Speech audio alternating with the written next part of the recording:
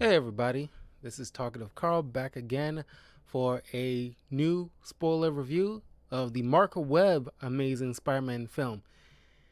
Sorry we're a little bit late, you know, uh, bus, typical Fridays. I don't know what it is with the bus routes today, or at least on Fridays for some reason. When I sort of, should have been back home, but it's neither here nor there. I'm here now, and no, I'm not in heaven. I just the way the light is situated, I had to get everything just right. Got the ring light on me just right, so this actually looks pretty doggone nice, to be honest with you. So, please let me know if you like the way the light is working on me. Uh, anyway, yeah, the Mark Webb Spider-Man.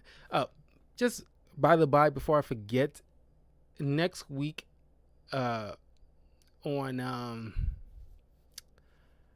on well, I'm probably gonna have to do like maybe two in a row.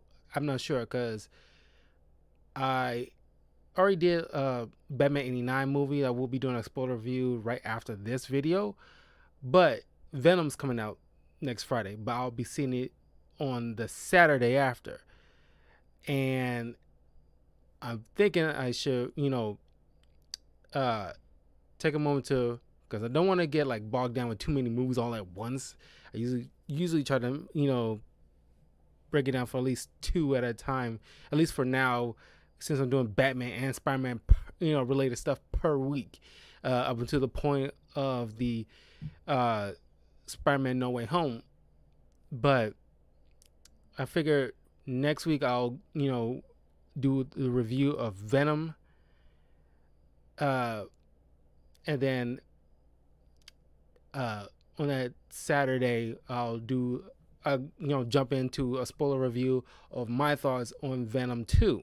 So I'll do like Venom back to back, and then the week after I will come back to the Amazing Spider-Man 2, and then continue forward. I think that'll be probably a good idea. But anyway, yeah, the Amazing Spider-Man starring Andrew Garfield, Emma Stone, uh, Sally Field, and what's the guy who played Uncle Ben? Martin Sheen, I think. Yeah, Martin Sheen. Yeah, I was about to look it up. I was like, no, that was Martin Sheen. I'm sitting there blanking on his name like a goofball. Uh, yeah, Martin Sheen is Uncle Ben. Dennis Leary's Captain Stacy, and I probably should look it up because I do not know the guy who played the Lizard's name, because I'm pretty sure he's been in a lot of stuff, but none that I ever recognized. One second here.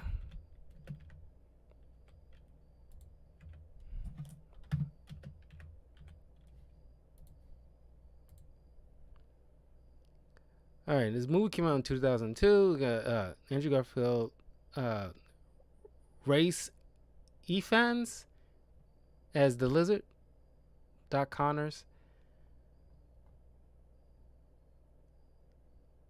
Just make sure I know.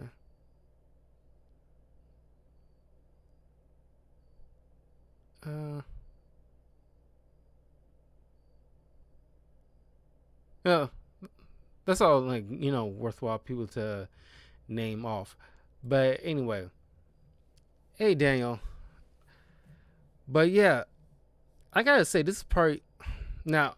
After my review of the Sam Raimi Spider-Man films and me starting with the Mark Webb stuff right now, because at the time, I gotta be completely honest with you guys. At the time, like at least a few months to maybe a year prior to this movie being released in 2012, I like probably many people was unsure about Andrew Garfield as Spider-Man. Now, little known fact, when Andrew Garfield was brought on to play Spider-Man, he literally like wept because like it was like a you know obviously it's a dream come true. Who doesn't want to be Spider-Man in some shape or form? I would love to voice Spider-Man in a Spider-Man animated series or game. That'd be like a dream come true for me, because as you all know, He's my freaking hero. And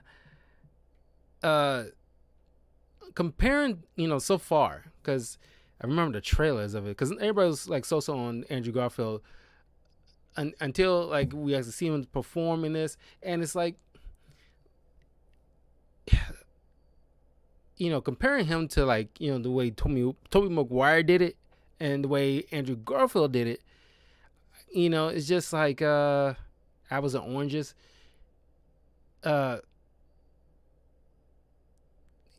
It was I think a lot of people made this comparison. Tobey Maguire's Peter Parker felt like what we know in like the classic Peter Parker in the comics is dweeby, nerdy before he got the spider powers, and then as years went on after he became Spider-Man and got more experience, he became more confident and like a well-rounded individual, which would be kind of perfect representation of what Andrew Garfield version of Peter Parker is. And as we got campy with Sam Raimi, and as we all know about certain dialogues and certain character decisions, namely with MJ and Peter, that became progressively kind of like an tough to hear, to say the least. The Mark Webb, I think like Mark Webb was known for more like romantic comedies, so the relationships between Gwen Stacy and Peter Parker in his version seems more competent. And it's like, I mean, when the movie came out, I don't think I was like completely on board, because I was raised on Sam Raimi's Spider-Man, so it's like, some people can't handle change that well. But as time went on and it's starting to simmer, it's just like, then I grew accustomed to the way Andrew Garfield handled his take on Peter Parker, which I respect, because like I said, this is like, even though they still trying to play him in high school format, even though him and Emma Stone are like late 20s, or like at time of filming was like mid to late 20s, I think, because they were still relatively young, but not, they was pushing into their early 30s at the time. And I gotta say, there's certain, I enjoy certain scenes in this. Namely, one of my favorite scenes is the whole Stan Lee cameo in this movie, and it's like the the way like the Lizard and Spider-Man fighting in the background and everything like that, and it's no noise, and I think that scene is very well done, and Mark Webb handled a lot of stuff practically. There was very few CGI he utilized, which it wasn't until when I'm doing this review now I did not even realize, and it's like, I tip to the hat to the guy. I mean, like, when directors utilize practical effects, when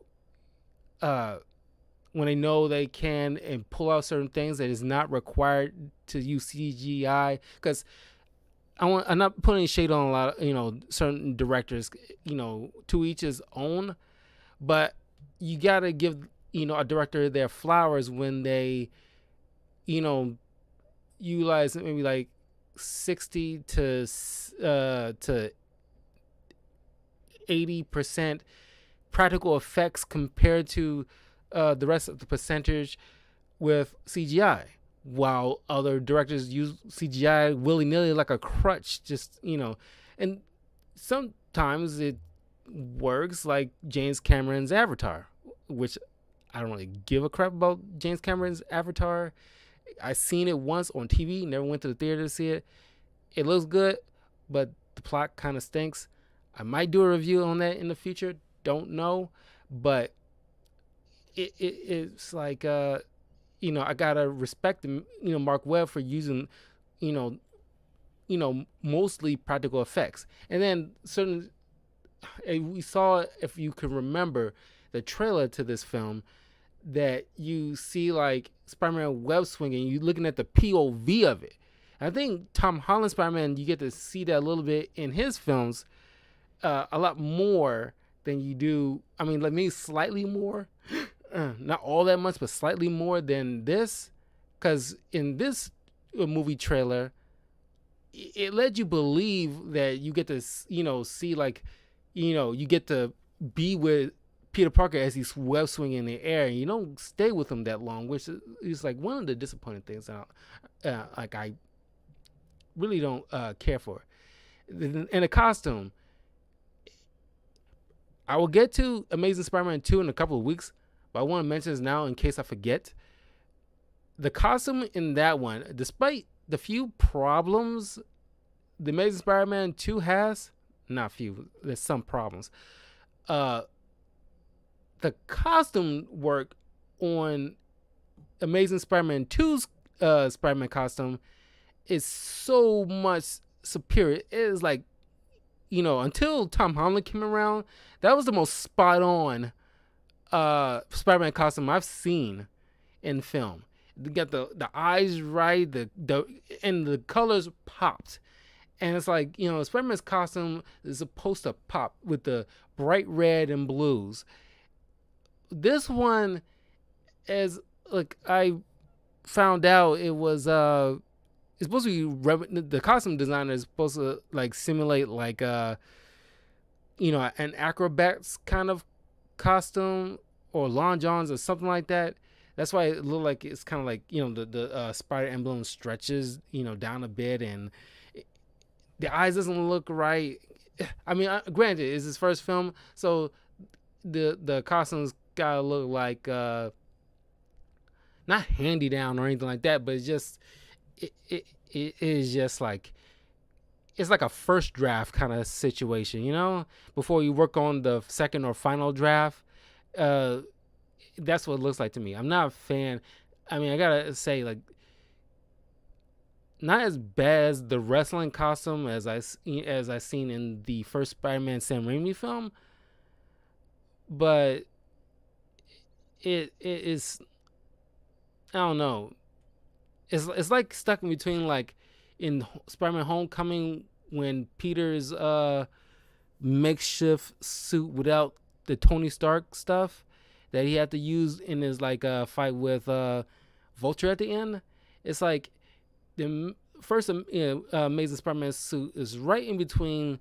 Like if this is like Tobey Maguire's wrestling outfit in the first film, and Tom Holland's makeshift costume in the final fight in Homecoming, Amazing Spider-Man costume is right in sandwiched right in between that. And it's just like, it's a costume, but man, it's kind of rough looking. It's like, I didn't enjoy looking at it, half the time, but I did enjoy because when he's making his web shoes, because this is the first time we actually get Spider-Man making web shoes. I think, it's kind of like, this movie is kind of like trying to avoid certain bad moments. At least the certain cons that we had in the Sam Raimi films, like the organic web shooters. I was like, I figured it's like, okay, we're making a Spider-Man movie. First things first, we got to make sure he has web shooters. And we got to make sure that he's shown to be a scientist and, make his own stuff. And we got to make sure he jokes when he's in a costume. Because Tobey Maguire Spider-Man didn't have any of that. Which is like, a slight drawback. But, in the Mark Webb stuff, is very little that a lot of people could remember, especially certain quotes, because like the Sam Raimi Spider-Man movie, they're campy, they're fun. Some of the writing quality in the third one is rough, but it's still a very quotable movie, at least a series of films. While the Mark Webb, can you really remember that much quotes from the film? it's not like, being able to quote a film is a mark of a great film. It's just that it kind of, you know, leaves like a stamp in your brain that you will never forget. It's kind of like the Space Jam movie, the first one, and like, like nice but, or like don't ever call me doll, and then the soundtrack, things like that. I'm pretty sure a lot of people can, run through a lot of quotes through the Sam Raimi films, mostly from William Dafoe, but still. But this one is just like, maybe because they spent time to making sure it's a completely made film. Uh, but I don't know. It just did not stand out. At least did not try to stand out as much as possible. But anyway, the film starts with the whole, because in the comics, Peter Parker's parents were like, spies or something like that. And this one, they kind of like, scientists. They're scientists too, but it looked like they were, they were pretty much like in this version, because in the comics they're kind of like spies, but they're smart in their own right. But this one, they're just straight up like scientists. They was like doing some stuff for Norman Osborn. Kirk Connors was their partner, but they was working on like gene splicing, with certain genetics, to make people better if they like suffering from debilitating kind of illnesses.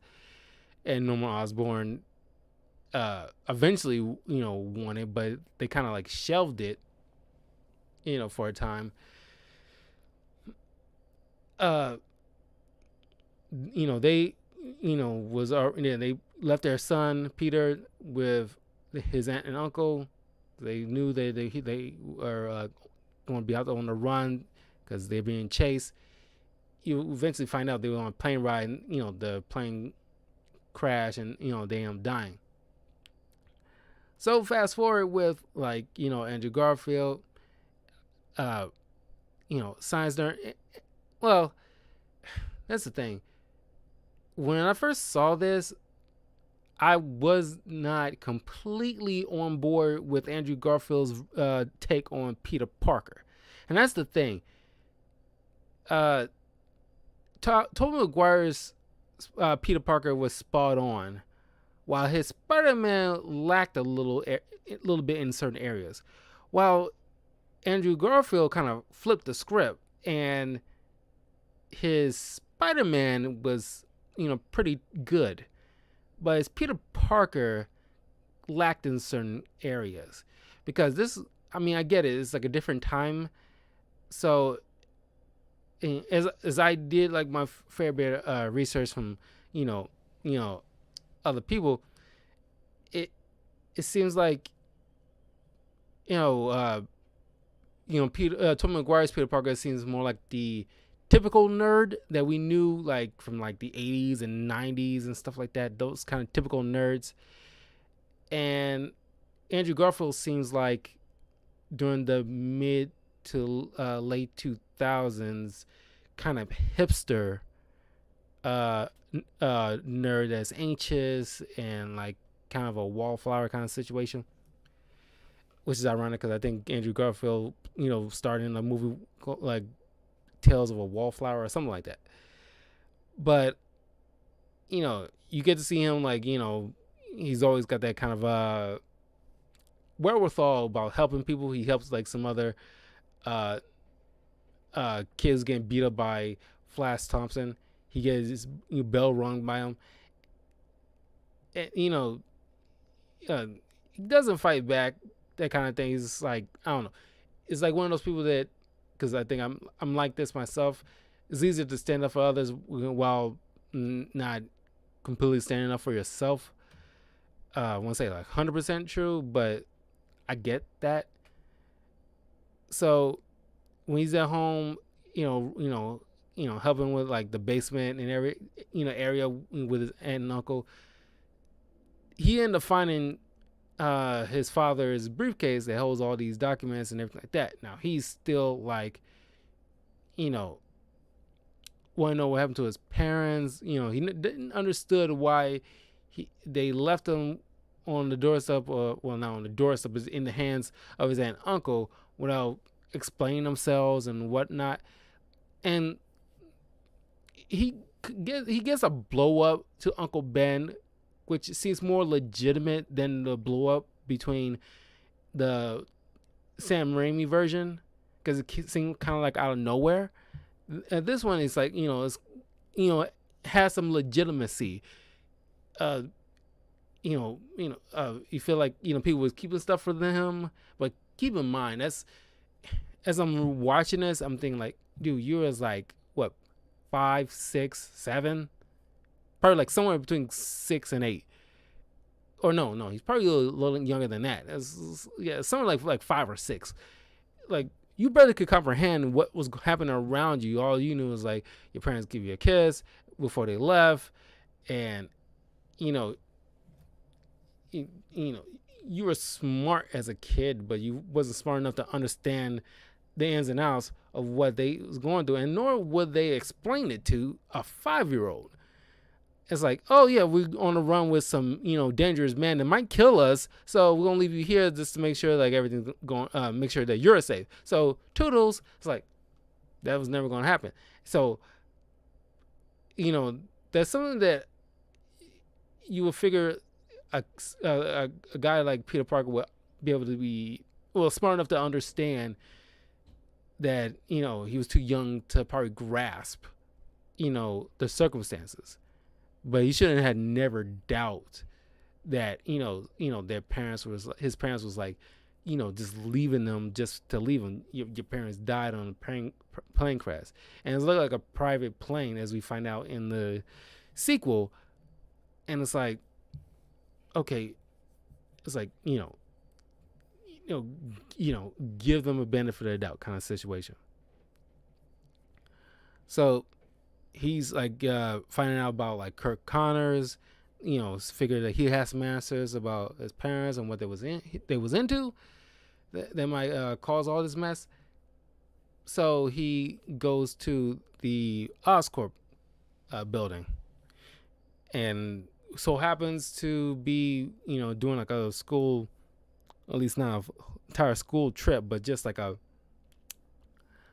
just specifically a handful of kids, with like the like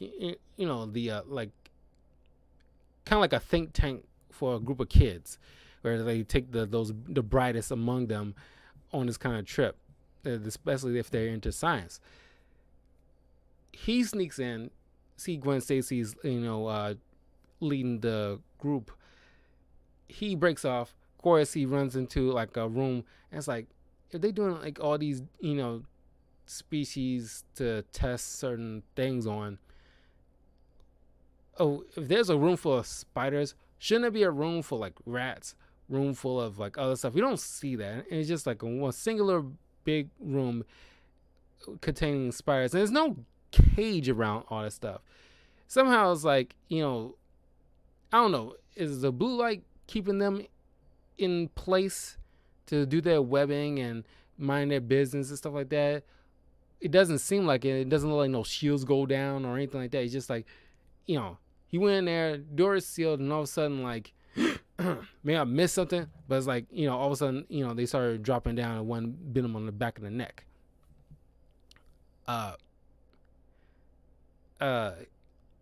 He eventually went home. I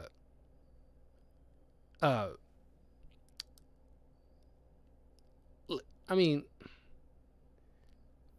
Tobey Maguire is kind of like he went home, he laid down, and so he's sweating bullets and just like, passed out.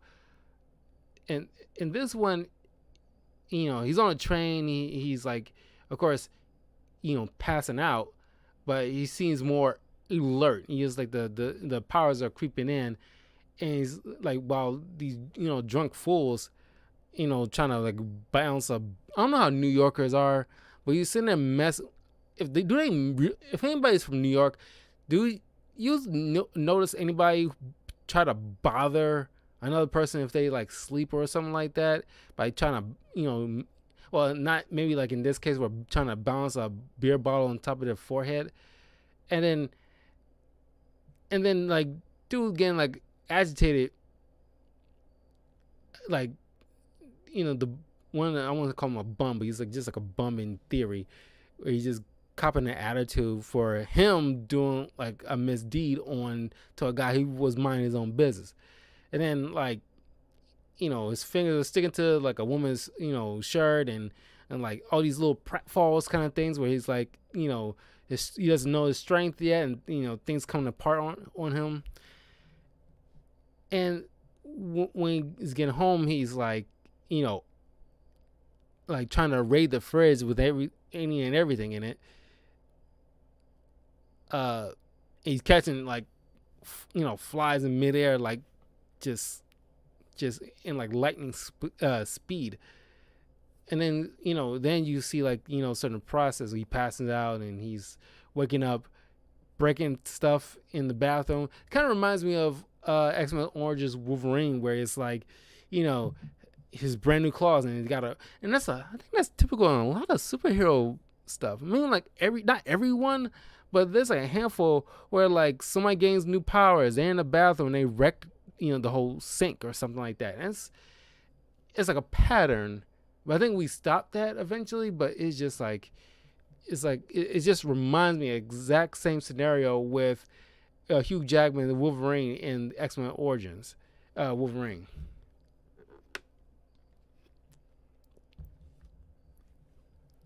But then he realizes the changes he's going through, but he's putting it aside while he's on this little mission. He's like just kind of similar but no with Sam Raimi's, where Tobey Maguire is like testing out his new webbing and all the other stuff. He's running late, he's running home, and he's supposed to have been like helping paint the kitchen walls, but he kind of shirked his chores. While this one, he's supposed to have picked up Ed May somewhere, but he got caught up with like with Doc Connors, who told him he's like Richard and Mary Parker's kid, while he's learning from him and helping with his testing, trying to regrow a rat's arm. Similar fashion, what he wanted to do is reform his arm at will, just like animals such as a lizard. He completely ignores Uncle Ben's calls, so by the time he gets home, he's getting read the riot act, and of course the big blow up and everything like that. And then this weird, everybody knows about the line about with great power must come great responsibility. It's one of the most famous lines in all of pop culture, period. And I forgot how Stan Lee explained it, but I'm pretty sure you can look it up. It's like one of his famous interviews that I'm pretty sure a lot of people ask, but there's plenty of videos of him explaining how he came up with the idea with great power must come great responsibility. And it's kind of like a thing I try to live by, but in this one, I don't know if they was trying to avoid any kind of repeats from Sam Raimi or trying to make it their own. But it's certain things you don't need to touch. It's perfectly fine, in my opinion. But I get it. They was trying to do their own thing. It just kind of fell flat. But in some cases, better to try than to, not try at all. So he goes with this line. It's like, if you have a moral obligation to do something, if you have ability to do something, you have a moral obligation to do those things. Not something responsibility. And it's like, wow, that is a mouthful and it sucks. And then one of the wildest scenes, at least like just right after that, he's Peter Parker's trying to storm out. He's slamming the door, forgot his own strength, and just shattered the glass part of the door, without thinking. He's like, oh yeah, I got powers. And then he storms out. And then Uncle Ben went out to go look for him. Then the guy who, this guy looks like a band member from Hanson or something.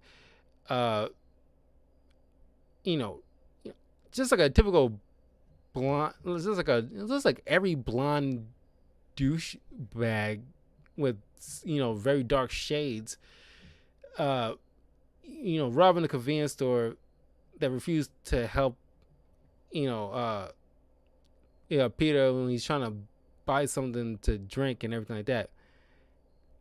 So he just he was short by a few change, and the looked like the guy from Lost, the big dude. It's like, well, it's not my policy, something like that. And then it's excuse me.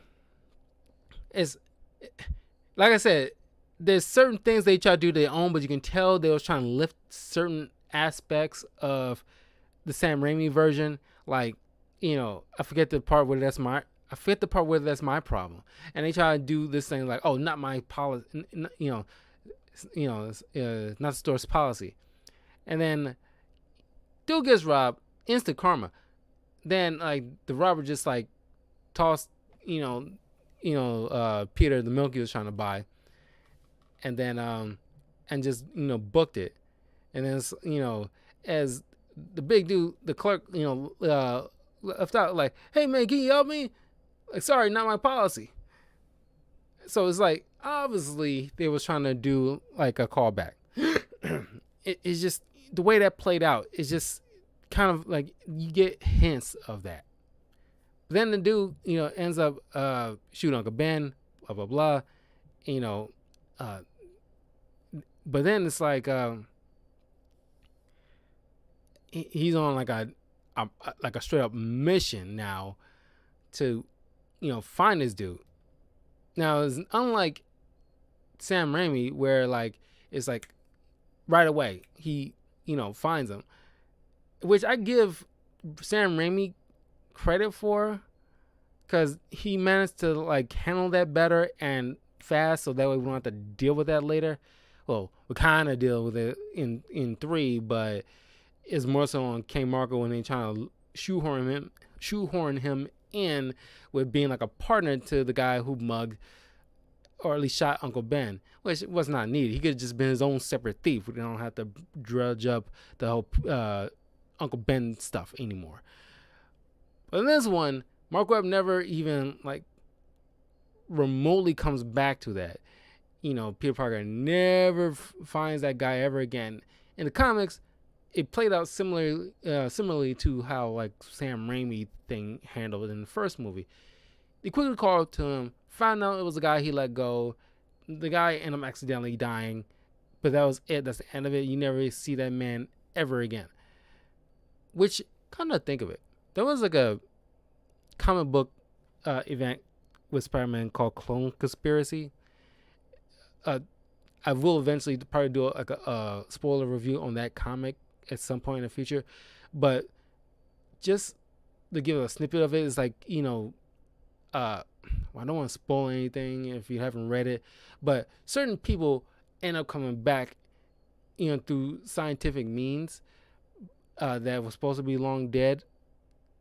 And I was shocked they never bothered bringing back the mugger, because that would have been an interesting little twist, bringing back the guy who shot Uncle Ben. That would have been that would be like a real fu. And matter of fact, there's currently in the Spider-Man comics, there's like this villain with the whole kindred thing, and it's like he's got some kind of like a demonic kind of thing going on with him, and he brought like certain people back that not everybody, but there's like a couple of people who was brought back somehow that's supposed to be long dead.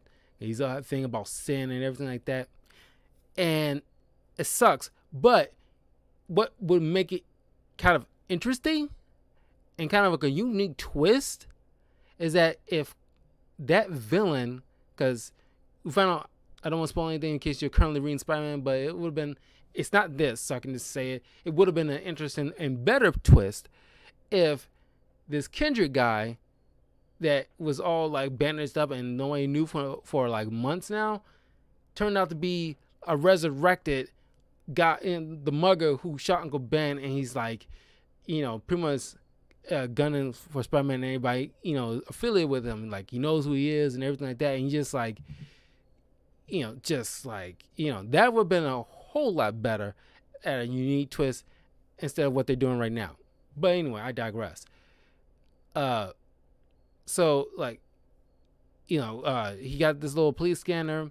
He's sitting there like, making this little, it's like a certain POV shot with him like running. It's kind of like somebody reversed a GoPro onto his face, so you can just watch him as he's trying to run down his mask, and it looks bizarre and weird, and it's like, it's like they strap something on to Andrew Garfield, or he's wearing like a winter hat and the mask and everything like that, and he's just like running, and he's like, okay, Andrew, now go, and he's just running.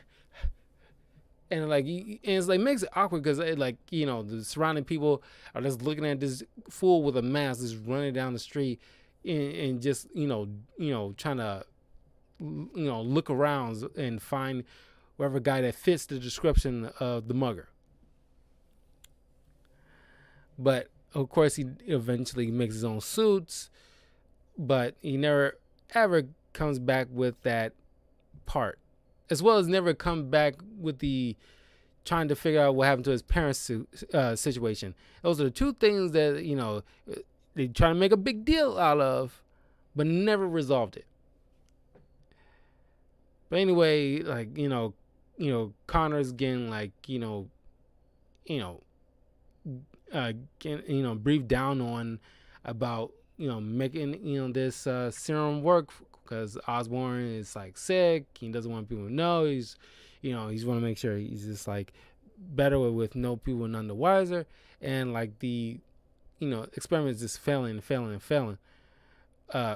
until something came up promising with the help of Peter's help. But of course, it goes awry, and then kind of, instead of killing this host instantly, he greatly mutates them to whoever genetics it added on. You get to see that happen to like a rat guinea pig, and it turns this little rat monster. It's like the size of about the size of a basketball. The lizard terrorizing like this I forgot what, it's not the Brooklyn Bridge, it's some other bridge that they called it, but he's trying to look for the Osborn's assistant, who's been like threatening him and dogging him every which way throughout the first part of the movie. So he's chasing him down and like putting a lot of people on the bridge at risk. Spider-Man swoops in, saves the day, and this cool scene where Spider-Man saving his kid, and it's like it wasn't until that moment he realized, or I guess what lesson Uncle Ben was trying to drive home, is that you have the ability to do certain things, is your obligation to use it, essentially wisely. And it really hits home when he saves his kid, and you see this, and you obviously see like it's hitting home where he sees this father cradling his son that he was scared for, and then like he reunites them, and it's like you can't not put a family through that like him. And I think I remember one of the themes in like the in this movie that Mark Webb described as certain people trying to, you use something else to fill a hole that they're missing kind of situation. Like Peter Parker using Spider-Man to fill a void, that was left because he doesn't have his parents. He used Spider-Man to fill that void. And Connors doesn't have that inner strength like Peter does, so he uses like the serum or the lizard to gain that power, because he doesn't have that power within himself, or at least doesn't have that strength within himself. Of course, you get like Emma Stone's Gwen Stacy. I gotta say, she makes a slightly better Gwen. Well, I say that knowing that she's like a powerhouse of a star, but so does, I don't even realize this until like, a day or two after my Spider-Man 3 review last week. But I'm pretty sure you all know this, but I never put two and two together. The woman who played Gwen Stacy in the Sam Raimi Spider-Man film turns out to be Ron, the actor / director Ron Howard's daughter. And now that I'm thinking about it, they do kind of look alike. And I'm like, I did not even put two and two together. I didn't even know. I know her last name was, Bryce Dallas Howard. It's a lot of Howards. You never would think, she would be related to Ron Howard, the Ron Howard. But it makes a whole lot of sense. Now that I'm putting the faces, side by side in my head. And it's like, oh, that's definitely his daughter. And it's like, since we're doing this whole Spider-Verse thing, live action Spider-Verse thing, it'd be kind of cool to get either one of these actresses to play Spider-Gwen in like a cameo or a short little teaser or something like that. That'll be cool to get like Bryce Dallas Howard or Emma Stone to become like a different universe's Spider-Gwen. Because Spider-Gwen is badass. I always was intrigued by Spider-Gwen from the comics, but after Spider-Verse, the animated movie, I love Spider-Gwen. Her universe is pretty doggone dope. I think, 2099 is my favorite, but that's the future, not necessarily a different universe. But she is so cool. No lie. I love the look of the Spider-Gwen outfit, even the Gwenom costume that she acquires later. That would be awesome. Let me know what you guys think about that idea. But anyway, she, Gwen Stacy in this is like more competent and, can easily take care of herself. You just seen like the scene where like she, the lizards, fighting Spider-Man after he figures out who he is, because Peter eventually tracks down the lizard in the sewer and tried to which is kind of cool when you did this little mix of massive web. He's going through different tunnels in the sewer and like utilizing the vibrations to inform him whether or not somebody's coming in a particular direction, so he doesn't get caught by surprise. But somehow the lizard convinced these lizards to follow each strand from all different directions, so he can be confused, and then you get to jump on Spider-Man. But then you get the whole school fight, which is awesome. And then Gwen steps in and just in this scene and in the final act, when she just proactive, and it's they definitely didn't want her to be the next MJ in this, because unlike Kristen Dunst, which I don't think is entirely her fault, they just didn't give her much to do. They even tried to make her proactive in Spider-Man 2, try to come up behind him and Doc Ock and try to hit him from behind. While this works in here, where Gwen came up behind, bopped him on the head, and to distract him. It didn't work with Doc Ock, with MJ. However, the only difference is Doc Ock had those arms to be able to see behind him at any given moment, while the lizard does not have eyes in the back of his head. But yeah, and then in the third act, she used a makeshift flamethrower to get the lizard to back off, or at least prevent him from attacking.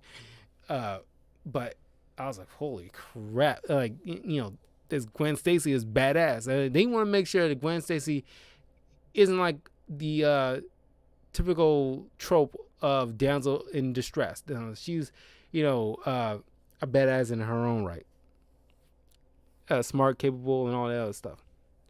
Which I'm glad they maintained in the second film, despite the problems in the second film. She was not one of them. But yeah. Peter tried to warn, like, Captain Stacy, like, hey, you gotta, Kirk Connors, he's doing this experiment on himself. He's the lizard. You gotta track him down. Of course, which at first you would think, Captain Stacy would just disregard him and ignore the whole thing, but the cops in this are played competently, where it's like, he can tell the desperation in his voice. Being a seasoned cop, he can, like, at least humor the kid and just double check. And he, like, give me everything you know about, like, Dr. Kirk Connors.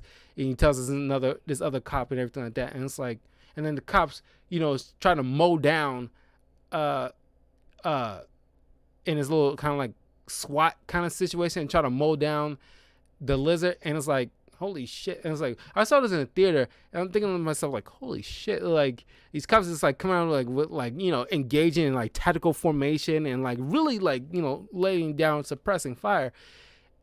Of course, in the end, it wasn't successful because he can regenerate, but it's just like, it's like unique in certain superhero films where the cops is usually treated like idiots. Even in, like, certain, like, the first Avengers film, where, like, it wasn't until, like, Cap showed his little skills of taking down some aliens that, the beat cops are, like, listening to his orders. And it's like, this is like, it's like unprecedented in certain superhero films. So that definitely deserves some stars. Then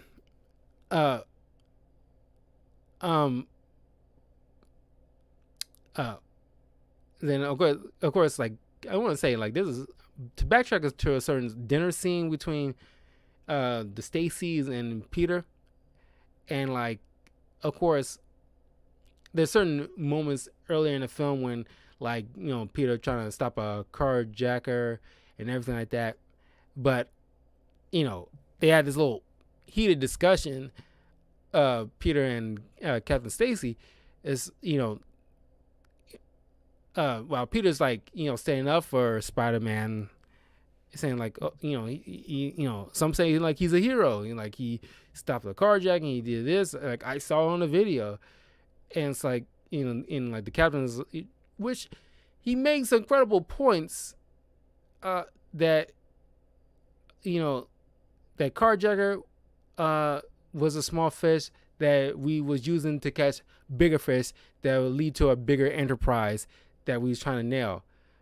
And it's like something that, is like a kind of like a douchey way of him coming across, but as you're older, you probably understand better than when you was younger at the time, the way he's, like, carrying out, like, his side of things, and it seemed like he was, like, really putting down Peter, side of things. But it's something that, it's like a lesson to Peter and a lot of superhero stuff, like, because I remember in Batman Beyond, one of the few first episodes, I mean, like, maybe after the epilogue stuff, but, like, maybe like the third or fourth episode, when I think around the time when Terry McGinnis was meeting Barbara Gordon, who was commissioner in the future, and he, Terry was still wet behind the ears, so he just trying to take down his little probably like a chop shop kind of ring or something like that,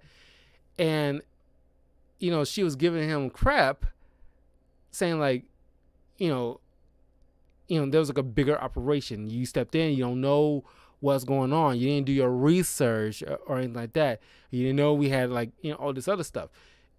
you're just jumping in, half cocked kind of situation without like I said, doing like a fair bit of research and like I guess that's the whole point of like certain superheroes like Batman doing proper investigation, or like better yet, doing patrols and things like that, so you can like survey the area and see like okay, like he's just like informant, or he's like a little scumbag, kind of like in the Daredevil series, Turk.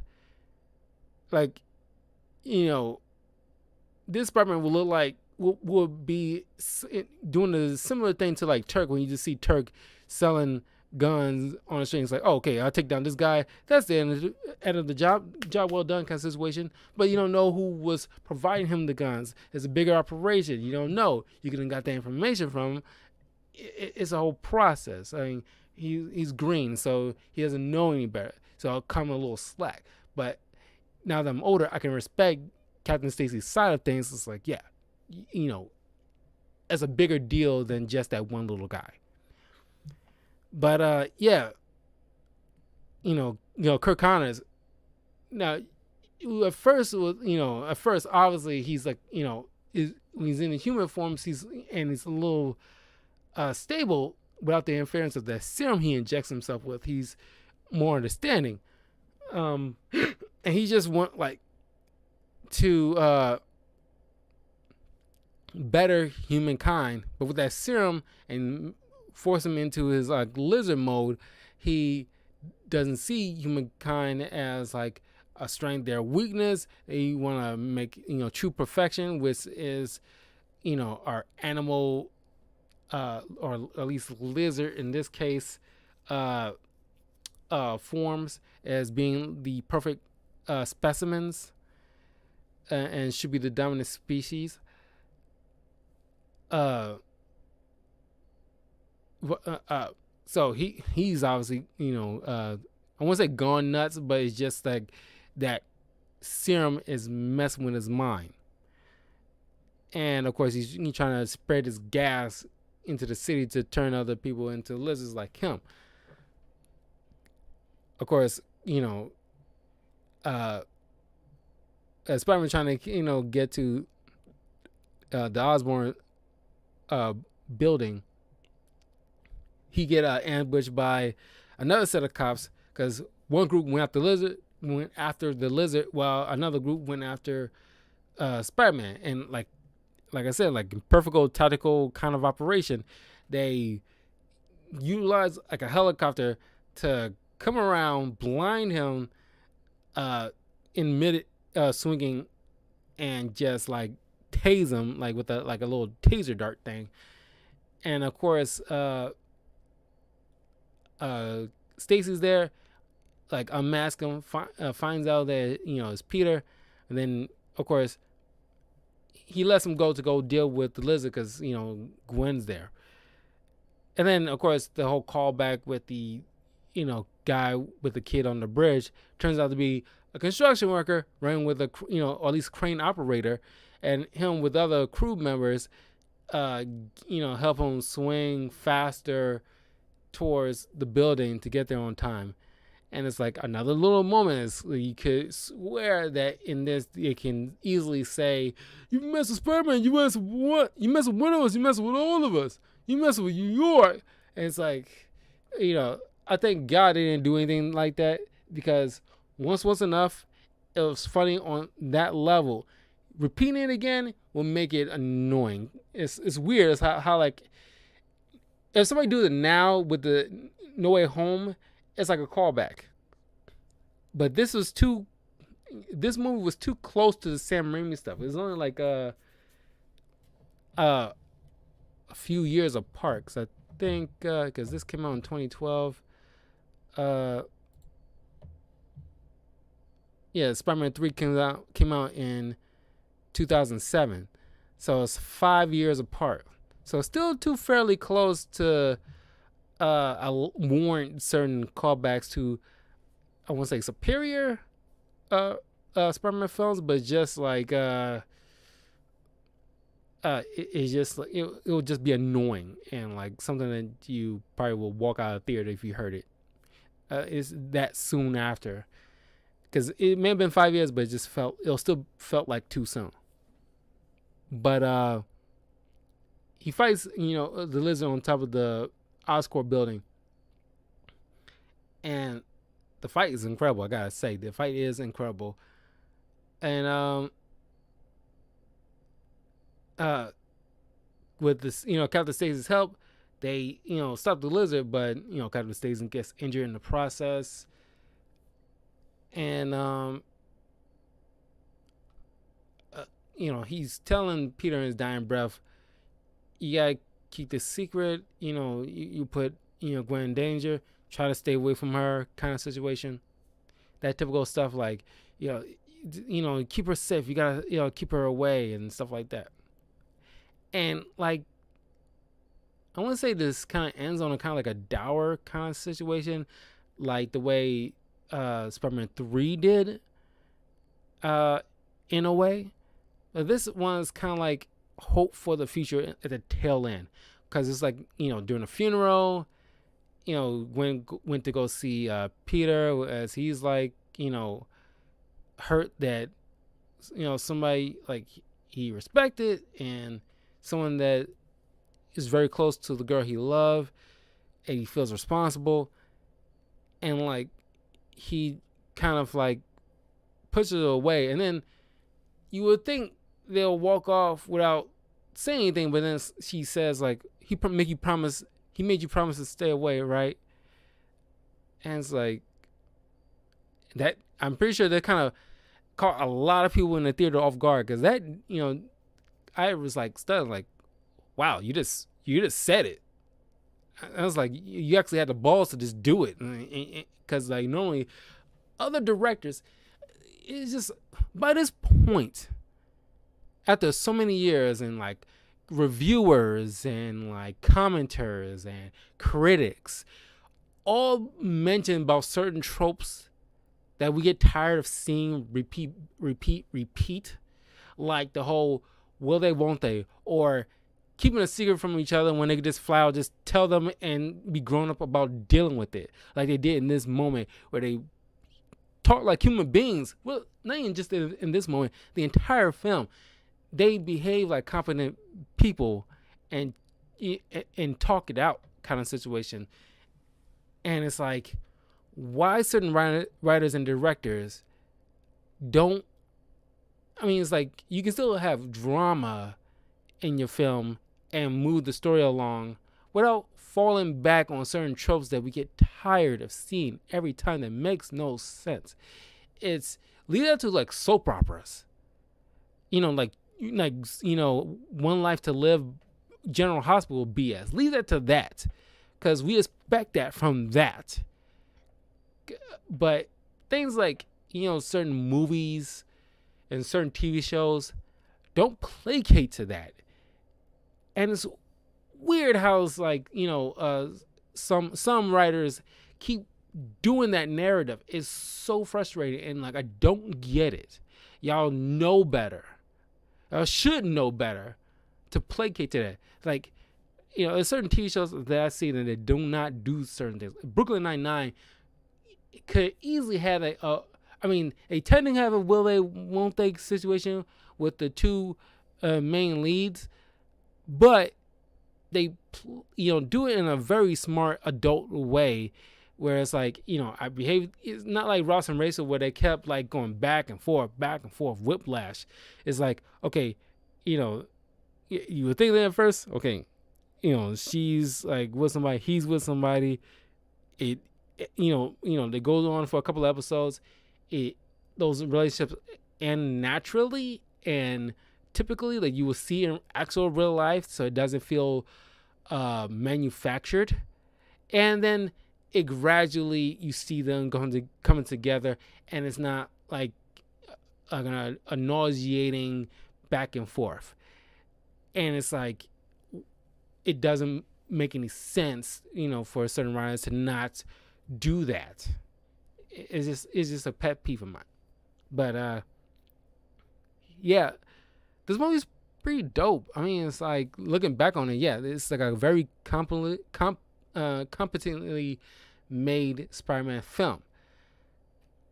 But like I mentioned before, it's like in some cases you feel like they're trying to like, I mean, even though they were doing their own thing, there's certain scenes where they feel like they want to, have their little, I forget the part where there's that's my problem kind of moment, and it's not that kind of film. It's a superhero film, but Sam Raimi made his stuff campy where that kind of worked. This is a company made one that you made, and therefore, even company made films like the Dark Knight trilogy have quotes and is very memorable, but I wouldn't say that you won't remember certain things from the Mark Webb stuff. It just does not stand out all that much. But stuff that we do remember about it, we take to heart. And it's just like, it's hard for me to put it into words, but it's just like I said, it's like it just does not stand out that much. And it's kind of like, while the Amazing Spider-Man 2, through its certain faults, is very bright and colorful, while this one seems like it's falling in line with like, because this is around the time when the Dark Knight and Dark Knight Rises was like a popular thing, and everybody's trying to do the whole dark version of that. They're trying to apply a Batman onto every little comic book movie, and it just does not fit that kind of scale. And this what happened to this movie. You got dark qualities, not like dark like grim or anything like that. It was just like the coloring. It's like, by Amazing Spider-Man 2 comes about, it looks like somebody switched on the light so you can see what's going on.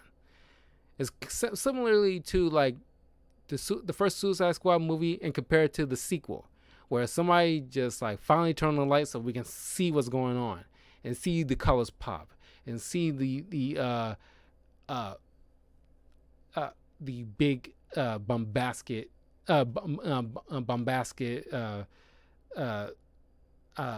scenes.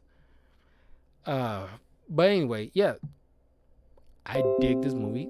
It's still a pretty good movie. Despite certain cons that I have about it, it's a brilliantly made movie. And especially compared to Spider-Man 2, something fell off in the sequel. I don't know that yet. Maybe once I rewatch it in a couple of weeks, I might see certain things that never caught my attention in the past. So I'll bring it up then. But please let me know what you guys think of the first Mark Webb Amazing Spider-Man movie. What you like about it, what you dislike about it.